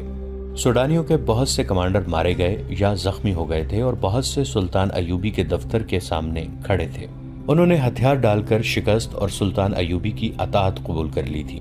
وہ سلطان کے حکم کے منتظر تھے۔ سلطان اندر بیٹھے اپنے سالاروں وغیرہ کو احکام دے رہے تھے۔ علی بن سفیان بھی وہیں موجود تھا۔ اس فتح میں اس کا بہت عمل دخل تھا۔ صلیبیوں کو شکست دینے میں بھی اس کے نظام جاسوسی نے بہت کام کیا تھا، بلکہ یہ دونوں کامیابیاں جاسوسی کے نظام کی ہی کامیابیاں تھیں۔ سلطان ایوبی کو جیسے اچانک کچھ یاد آ گیا ہو۔ انہوں نے علی بن سفیان سے کہا، علی، ہمیں ان جاسوس لڑکیوں اور ان کے ساتھیوں کے متعلق سوچنے کا وقت ہی نہیں ملا۔ وہ ابھی تک ساحل پر قیدی کیمپ میں ہیں۔ ان سب کو فوراً یہاں لانے کا بندوبست کرو اور تہہ خانے میں ڈال دو۔ میں ابھی پیغام دیتا ہوں۔ علی بن سفیان نے کہا، ان سب کو یہاں پہرے میں بلوا لیتا ہوں۔ سلطان، آپ شاید 7ویں لڑکی کو بھول گئے ہیں۔ وہ سوڈانیوں کے کماندار بالیان کے پاس تھی۔ اس لڑکی سے جاسوسیوں اور بغاوت کا انکشاف ہوا تھا۔ میں دیکھ رہا ہوں کہ باسیان ان کمانداروں میں سے نہیں ہے جو باہر موجود ہیں، اور وہ زخمیوں میں بھی نہیں ہے، بلکہ مرے ہوئے بھی میں دیکھ چکا ہوں، وہاں بھی وہ موجود نہیں۔ مجھے شک ہے کہ 7ویں لڑکی، جس کا نام فخر المصری نے منہ بھی بتایا ہے، بالیان کے ساتھ کہیں روپوش ہو گئی ہے۔ اپنا شک رفع کرو علی، سلطان ایوبی نے کہا۔ یہاں مجھے اب تمہاری ضرورت نہیں۔ بالیان لاپتہ ہے تو بحرہ روم کی طرف نکل گیا ہوگا۔ صلیبیوں کے سوا اسے کون پناہ دے سکتا ہے؟ بہرحال ان جاسوسوں کو تہہ خانوں میں ڈالو اور اپنے جاسوس فوراً تیار کر کے سمندر پار بھیج دو۔ زیادہ ضروری تو یہ ہے کہ اپنے جاسوس اپنے ہی ملک میں پھیلا دیے جائیں۔ یہ مشورہ دینے والا سلطان نور الدین زنگی کی بھیجی ہوئی فوج کا سالار تھا۔ اس نے کہا، ہمیں صلیبیوں کی طرف سے اتنا خطرہ نہیں جتنا اپنے مسلمان امراء سے ہے۔ اپنے جاسوس ان کے حرموں میں داخل کر دیے جائیں تو بہت سی سازشیں بے نقاب ہو جائیں گی۔ اس نے تفصیل سے بتایا کہ یہ خود ساختہ حکمران کس طرح صلیبیوں کے ہاتھوں میں کھل رہے ہیں۔ سلطان زنگی رحمۃ اللہ علیہ اکثر پریشان رہتے ہیں کہ باہر کے حملوں کو روکیں یا اپنے گھر کو اپنے ہی چراغ سے جلنے سے بچائیں؟ صلاح الدین ایوبی نے یہ رویداد غور سے سنی اور کہا، اگر تم لوگ جن کے پاس ہتھیار ہیں دیانتدار اور اپنے مذہب سے مخلص رہے تو باہر حملے اور اندر کی سازشیں قوم کا کچھ نہیں بگاڑ سکیں گی۔ تم اپنی نظر سرحدوں سے دور آگے لے جاؤ۔ سلطنت اسلامیہ کی کوئی سرحد نہیں۔ تم نے جس روز اپنے آپ کو اور خدا کے اس عظیم مذہب اسلام کو سرحدوں میں پابند کر لیا، اس روز سے یوں سمجھو کہ تم اپنے ہی قید خانے میں قید ہو جاؤ گے، پھر تمہاری سرحدیں سکڑنے لگیں گی۔ اپنی نظریں بحر روم سے آگے لے جاؤ، سمندر تمہارا رستہ نہیں روک سکتے۔ گھر کے چراغوں سے نہ ڈرو، یہ تو ایک پھونک سے گل ہو جائیں گے، ان کی جگہ ہم ایمان کے چراغ روشن کریں گے۔ ہمیں امید ہے کہ ہم ایمان فروشی کو روک لیں گے سلطان محترم۔ سالار نے کہا، ہم مایوس نہیں، صرف 2 لعنتوں سے بچو میرے عزیز رفیقو۔ سلطان ایوبی نے کہا، مایوسی اور ذہنی عیاشی۔ انسان پہلے مایوس ہوتا ہے، پھر ذہنی عیاشی کے ذریعے راہ فرار اختیار کرتا ہے۔ اس دوران علی بن سفیان جا چکا تھا۔ اس نے فوراً ایک قاصد بحر روم کی کیمپ کی طرف اس پیغام کے ساتھ روانہ کر دیا کہ رابن اس کے 4 ساتھیوں اور لڑکیوں کو گھوڑوں یا اونٹوں پر سوار کر کے 20 محافظوں کے پہرے میں دارالحکومت کو بھیج دو۔ قاصد کو روانہ کر کے اس نے اپنے ساتھ 6-7 سپاہی لیے اور کماندار بالیان کی تلاش میں نکل گیا۔ اس نے ان سوڈانی کمانداروں سے جو باہر بیٹھے تھے بالیان کے متعلق پوچھ لیا تھا۔ سب نے کہا تھا کہ اسے لڑائی میں کہیں بھی نہیں دیکھا گیا تھا اور نہ ہی وہ اس فوج کے ساتھ گیا تھا جو بحرہ روم کی طرف سلطان کی فوج پر حملہ کرنے کے لیے بھیجی گئی تھی۔ علی بن سفیان بالیان کے گھر گیا تو وہاں اس کی 2 بوڑھی خادماؤں کے سوا کوئی نہ تھا۔ انہوں نے بتایا کہ بالیان کے گھر میں 5 لڑکیاں تھیں، ان میں جس کی عمر ذرا زیادہ ہو جاتی تھی اسے وہ غائب کر دیتا تھا اور اس کی جگہ جوان لڑکی لے آتا تھا۔ ان خادماؤں نے بتایا کہ بغاوت سے پہلے اس کے پاس ایک فرنگی لڑکی آئی تھی جو غیر معمولی طور پر خوبصورت اور ہوشیار تھی۔ بالیان اس کا غلام ہو گیا تھا۔ بغاوت کے 1 روز بعد جب سوڈانیوں نے ہتھیار ڈال دیے تو بالیان رات کے وقت گھوڑے پر سوار ہوا، دوسرے گھوڑے پر اس فرنگی لڑکی کو سوار کیا اور معلوم نہیں دونوں کہاں روانہ ہو گئے۔ ان کے ساتھ 7 گھوڑ سوار تھے۔ حرم کی لڑکیوں کے متعلق بوڑھیوں نے بتایا کہ وہ گھر میں جو ہاتھ لگا اٹھا کر چلی گئی ہیں۔ علی بن سفیان وہاں سے واپس ہوا تو ایک گھوڑا سرپٹ دوڑا آیا اور علی بن سفیان کے سامنے رکا۔ اس پر فخر المصری سوار تھا۔ کود کر گھوڑے سے اترا اور ہانپتی کانپتی آواز میں بولا، میں آپ کے پیچھے آیا ہوں۔ میں بھی اسی بدبخت بالیان اور اس کافر لڑکی کو ڈھونڈ رہا تھا۔ میں ان سے انتقام لوں گا۔ جب تک ان دونوں کو اپنے ہاتھوں قتل نہیں کر لوں گا مجھے چین نہیں آئے گا۔ میں جانتا ہوں وہ کدھر گئے ہیں۔ میں نے ان کا پیچھا کیا ہے لیکن ان کے ساتھ 7 مسلح محافظ ہیں۔ میں اکیلا تھا۔ وہ بحر روم کی طرف جا رہے ہیں مگر عام راستے سے ہٹ کر جا رہے ہیں۔ اس نے علی بن سفیان کے گھٹنوں پر ہاتھ رکھ کر کہا، خدا کے لیے مجھے صرف 4 سپاہی دے دیں، میں ان کے تعاقب میں جاؤں گا اور انہیں ختم کر کے آؤں گا۔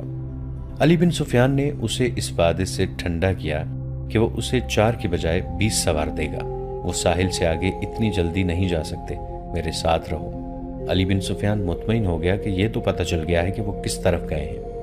اس وقت بالیان اس صلیبی لڑکی کے ساتھ جس کا نام موبی تھا ساحل کی طرف جانے والے عام راستے سے ہٹ کر دور جا چکا تھا۔ ان علاقوں سے وہ اچھی طرح واقف تھا۔ اسے معلوم نہیں تھا کہ سوڈانی فوج اور اس کے کمانداروں کو صلاح الدین ایوبی نے معافی دے دی ہے۔ ایک تو وہ سلطان کے عتاب سے بھاگ رہا تھا اور دوسرے یہ کہ وہ موبی جیسی حسین لڑکی کو نہیں چھوڑنا چاہتا تھا۔ وہ سمجھتا تھا کہ دنیا کی حسین لڑکیاں صرف مصر اور سوڈان میں ہی ہیں، مگر اٹلی کی اس لڑکی کے حسن اور دلکشی نے اسے اندھا کر دیا تھا۔ اس کی خاطر وہ اپنا رتبہ، اپنا مذہب اور اپنا ملک ہی چھوڑ رہا تھا، لیکن اسے یہ معلوم نہیں تھا کہ موبی اس سے جان چھڑانے کی کوشش کر رہی تھی۔ وہ جس مقصد کے لیے آئی تھی وہ ختم ہو چکا تھا۔ گو مقصد تباہ ہو گیا تھا، تاہم موبی اپنا کام کر چکی تھی۔ اس کے لیے اس نے اپنے جسم اور اپنی عزت کی قربانی دی تھی۔ وہ ابھی تک اپنی عمر سے دگنی عمر کے آدمی کی عیاشی کا ذریعہ بنی ہوئی تھی۔ بالیان اس خوش فہمی میں مبتلا تھا کہ موبی اسے بری طرح چاہتی ہے، مگر موبی اس سے نفرت کرتی تھی۔ وہ چونکہ مجبور تھی اس لیے اکیلی بھاگ نہیں سکتی تھی۔ وہ اس مقصد کے لیے بالیان کو ساتھ لیے ہوئے تھی کہ اسے اپنی حفاظت کی ضرورت تھی۔ اسے بحرہ روم پار کرنا تھا یا رابن تک پہنچنا تھا۔ اسے معلوم نہیں تھا کہ رابن اور اس کے ساتھی جو تاجروں کے بھیس میں تھے پکڑے جا چکے ہیں۔ اس مجبوری کے تحت وہ بالیان کے ہاتھ میں کھلونا بنی ہوئی تھی۔ وہ کئی بار اسے کہہ چکی تھی کہ تیز چلو اور پڑاؤ کم کرو ورنہ پکڑے جائیں گے۔ لیکن بالیان جہاں اچھی سایہ دار جگہ دیکھتا رک جاتا۔ اس نے شراب کا ذخیرہ اپنے ساتھ رکھ لیا تھا۔ ایک رات موبی نے ایک ترکیب سوچی۔ اس نے بالیان کو اتنی زیادہ پلا دی کہ وہ بے سدھ ہو گیا۔ ان کے ساتھ جو 7 محافظ تھے وہ کچھ پرے سو گئے تھے۔ موبی نے دیکھا تھا کہ ان میں ایک ایسا ہے جو جوان ہے اور سب پر چھایا رہتا ہے۔ بالیان زیادہ تر اسی کے ساتھ ہر بات کیا کرتا تھا۔ موبی نے اسے جگایا اور تھوڑی دور لے گئی۔ اسے کہا، تم اچھی طرح جانتے ہو کہ میں کون ہوں، کہاں سے آئی ہوں اور یہاں کیوں آئی تھی۔ میں تم لوگوں کے لیے مدد لائی تھی تاکہ تم صلاح الدین ایوبی جیسے غیر ملکیوں سے آزاد ہو جاؤ، مگر تمہارا یہ کماندار بالیان اس قدر عیاش آدمی ہے کہ اس نے شراب پی کر بدمست ہو کر میرے جسم کے ساتھ کھیلنا شروع کر دیا۔ بجائے اس کے کہ وہ عقل مندی سے بغاوت کا منصوبہ بناتا اور فتح حاصل کرتا، اس نے مجھے اپنے حرم کی لونڈی بنا لیا اور اندھا دھند فوج کو 2 حصوں میں تقسیم کر کے ایسی لاپرواہی سے حملہ کیا کہ ایک ہی رات میں تمہاری اتنی بڑی فوج ختم ہو گئی۔ تمہاری شکست کا ذمہ دار یہ شخص ہے۔ اب یہ میرے ساتھ صرف عیاشی کے لیے جا رہا ہے اور مجھے کہتا ہے کہ میں اسے سمندر پار لے جاؤں، اسے اپنی فوج میں رتبہ دلاؤں اور اس کے ساتھ شادی کر لوں، مگر مجھے اس شخص سے نفرت ہے۔ میں نے فیصلہ کیا ہے کہ اگر مجھے شادی ہی کرنی ہے اور اپنے ملک میں لے جا کر اسے فوج میں رتبہ ہی دلوانا ہے تو مجھے ایسے آدمی کا انتخاب کرنا چاہیے جو میرے دل کو اچھا لگے، اور وہ آدمی تم ہو۔ تم جوان ہو، دلیر ہو، عقل مند ہو۔ میں نے جب سے تمہیں دیکھا ہے تمہیں چاہ رہی ہوں۔ مجھے اس بوڑھے سے بچاؤ، میں تمہاری ہوں۔ سمندر پار چلو، فوج کا رتبہ اور مال و دولت تمہارے قدموں میں ہوگا، مگر اس آدمی کو یہیں ختم کرو۔ وہ سویا ہوا ہے، اسے قتل کر دو۔ آؤ نکل چلیں یہاں سے۔ اس نے محافظ کے گلے میں باہیں ڈال دیں۔ محافظ اس کے حسن میں گرفتار ہو گیا۔ اس نے دیوانہ وار لڑکی کو اپنے بازوں میں جکڑ لیا۔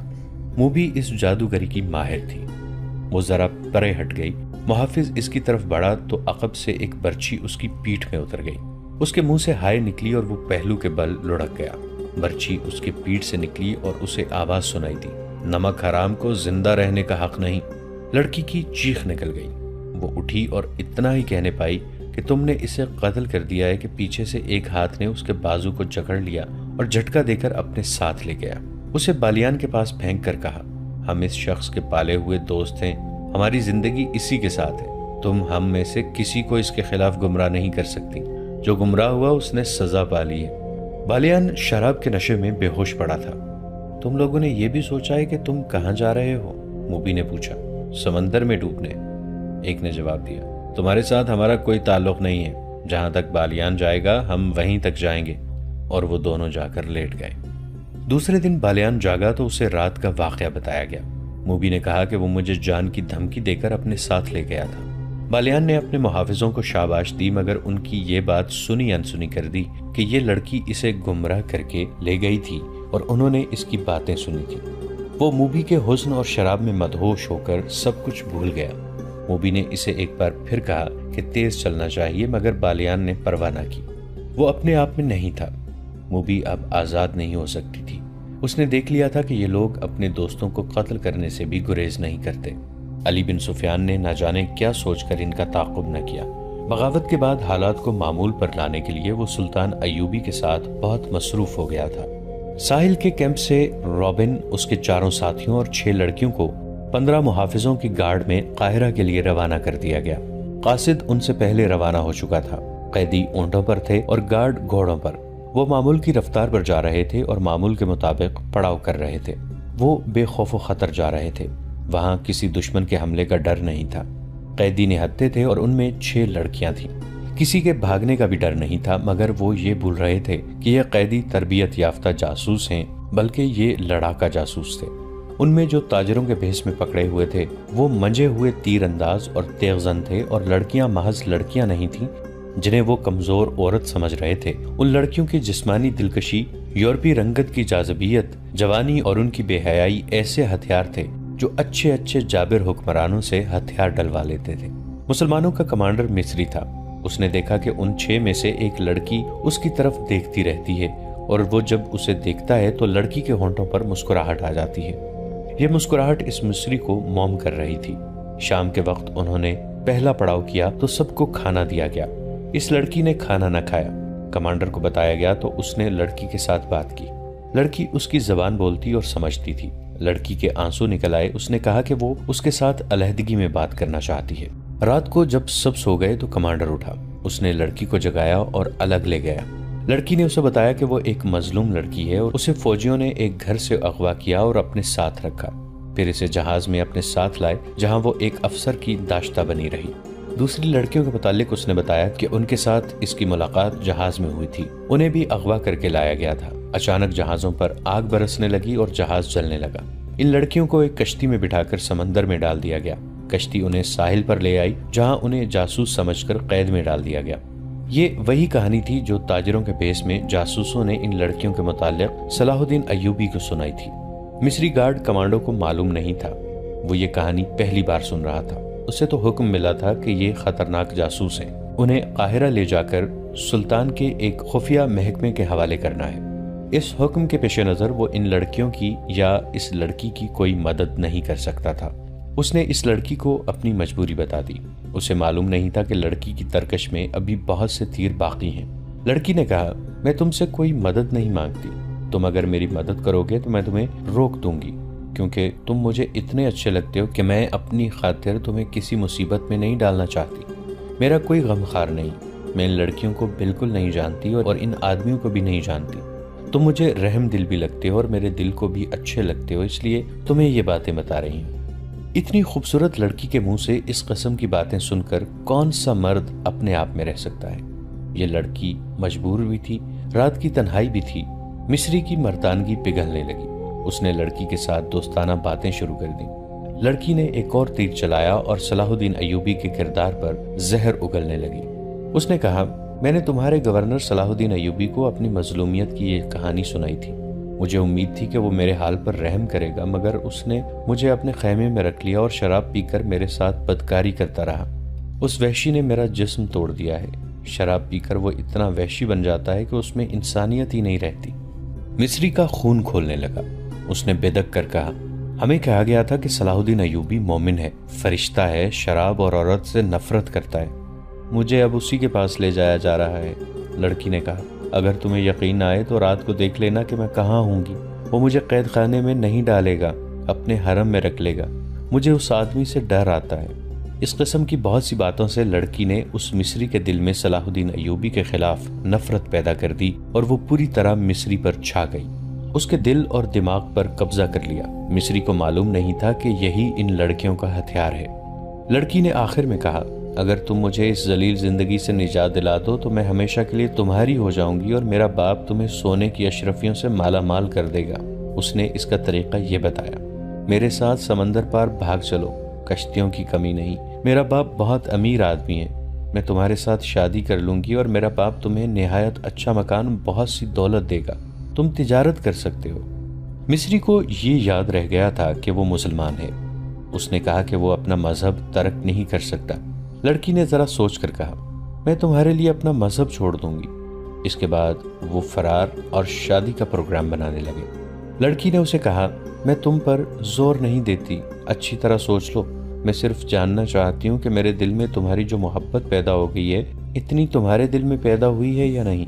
अगर तुम मुझे कबूल करने पर आमादा हो सकते हो तो सोच लो और कोशिश करो कि काहिरा तक हमारा सफ़र लंबा हो जाए। हम एक बार वहां पहुंच गए तो फिर तुम मेरी बू भी नहीं सूंघ सकोगे। लड़की का मकसद सिर्फ इतना था कि सफ़र लंबा हो जाए और 3 दिनों के बजाय 6 दिन रास्ते में ही गुजर जाएं। इसकी वजह यह थी कि रॉबिन और उसके साथी फरार की तरकीबें सोच रहे थे। वो इस कोशिश में थे कि रात को सोए हुए मुहाफिजों के हथियार उठाकर उन्हें कत्ल किया जाए, जो नामुमकिन सा काम था, या उनके घोड़े चुरा कर भागा जाए। अभी तो पहला ही पड़ाव था। उनकी ज़रूरत ये थी कि सफ़र लंबा हो जाए ताकि वो इत्मीनान से सोच सकें। इस मकसद के लिए उन्होंने इस लड़की को इस्तेमाल किया कि वो मुहाफिजों के कमांडर को कब्जे में ले ले। लड़की ने पहली मुलाकात में ही ये मकसद हासिल कर लिया और मिस्री को मुंह मांगी कीमत दे दी। मिस्री कोई ऐसा बड़ा रुतबे वाला आदमी नहीं था, मामूली सा ओहदेदार था। उसने कभी ख्वाब में भी इतनी हसीन लड़की नहीं देखी थी। कहाँ एक जीती जागती लड़की जो उसके तस्वरों से भी ज्यादा खूबसूरत थी उसकी लौंडी बन गई थी। वो अपना आप, अपना फर्ज और अपना मजहब ही भूल गया। वो एक लम्हे के लिए भी लड़की से अलग नहीं होना चाहता था। इस पागलपन में उसने सुबह के वक्त पहला हुक्म ये दिया कि जानवर बहुत थके हुए हैं, लिहाजा आज सफर नहीं होगा। محافظوں اور شتربانوں کو اس حکم سے بہت خوشی ہوئی۔ وہ محاذ کی سختیوں سے اکتائے ہوئے تھے، انہیں منزل تک پہنچنے کی کوئی جلدی نہیں تھی۔ وہ دن بھر آرام کرتے رہے، گپ شپ لگاتے رہے اور ان کا کمانڈر اس لڑکی کے پاس بیٹھا بدمست ہوتا جا رہا تھا۔ دن گزر گیا، رات آئی اور جب سب سوئے ہوئے تھے تو مصری لڑکی کو ساتھ لیے وہ دور چلا گیا۔ لڑکی نے اسے آسمان پر پہنچا دیا۔ صبح جب یہ قافلہ چلنے لگا تو مصری کمانڈر نے راستہ بدل دیا۔ اپنے دستے سے اس نے کہا کہ اس طرف اگلے پڑاؤ کے لیے بہت خوبصورت جگہ ہے، قریب ایک گاؤں بھی ہے جہاں مرغیاں اور انڈے مل جائیں گے۔ اس کا دستہ اس پر بھی خوش ہوا کہ کمانڈر انہیں عیش کرا رہا ہے۔ البتہ اس دستے میں 2 عسکری ایسے تھے جو کمانڈر کی ان حرکتوں سے خوش نہیں تھے۔ انہوں نے اسے کہا کہ ہمارے پاس خطرناک قیدی ہیں، یہ سب جاسوس ہیں، انہیں بہت جلدی حکومت کے حوالے کر دینا چاہیے، بلا وجہ سفر لمبا کرنا ٹھیک نہیں۔ مصری نے انہیں یہ کہہ کر چپ کرا دیا کہ یہ میری ذمہ داری ہے کہ جلدی پہنچوں یا دیر سے، جواب طلبی ہوئی تو مجھ سے ہوگی۔ دونوں خاموش تو ہو گئے لیکن وہ الگ جا کر آپس میں خسر پسر کرتے رہے۔ ناظرین، آج کی قسط میں اتنا ہی۔ ہماری نئی ویڈیوز سے باخبر رہنے کے لیے ہمارے اس چینل کو سبسکرائب کر کے نیچے موجود بیل آئیکن کو ضرور پریس کیجیے گا۔ آپ سے ملاقات ہوگی نئی ویڈیو کے ساتھ، تب تک کے لیے ہمارا اور آپ کا اللہ نگہبان۔